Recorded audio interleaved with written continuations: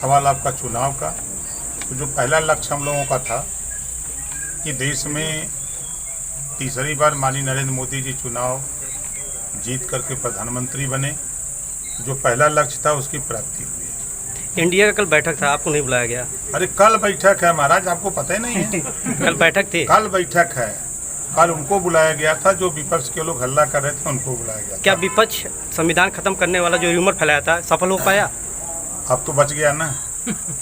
ये जनता को गुमराह करके वोट लेने का तरीका है, ये जनता को गुमराह करके वोट लेने का तरीका है।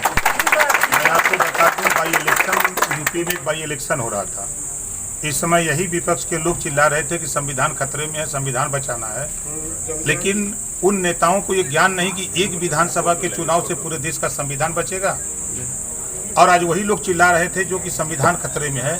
संविधान खतरे में नहीं है, उनकी पार्टी खतरे में है, उनके नेता खतरे में हैं, वो खतरे में है। इस नाते वो परेशान हैं कि मोदी जी के सामने कोई सरकार बनाने की हैसियत में नहीं आ रहा है। मजे की बात आपने देखा कि 99 सीट जीतने वाला देश की सरकार बनाने के लिए जश्न मना रहा है और 293 सीट जीतने वाला चुपचाप मार के साइलेंट है। कितनी मतलब अचंभों की बात है। तो देश का संविधान मोदी जी के हाथों में सुरक्षित है, योगी जी के हाथों में सुरक्षित है, कहीं कोई खतरा नहीं है। खतरा अगर है, खतरा है कि अब हम लूट नहीं पाएंगे। आज मोदी जी के राज में उठा के देखिए, पहली बार आज़ादी के बाद लोग कहते हैं मुसलमानों के विरोधी हैं। आईएएस कंपटीशन में 51 बच्चे मुसलमानों के पास हुए हैं। अगर वो विरोधी होते तो 51 नहीं होते, लेकिन ये मुसलमान ये मोहम्मद साहब को मानते हैं लेकिन उनके विचारों को नहीं मानते। मोहम्मद साहब ने कहा बेकस बेपनाह लाचार कमजोर मजलूम की मदद करो। इनकी निगाह में कौन मजलूम है?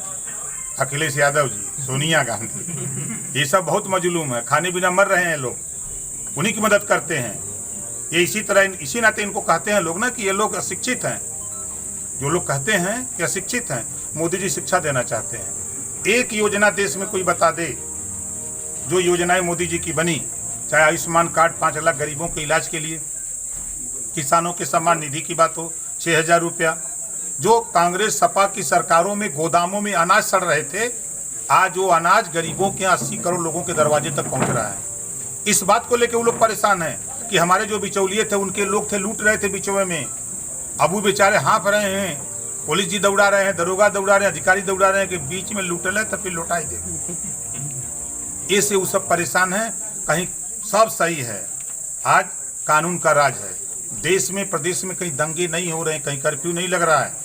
ये है राज, ये योगी जी का राज है। कोई गड़बड़ कर रहा है तो सोच रहा है कहीं बुलडोजर बाबा ना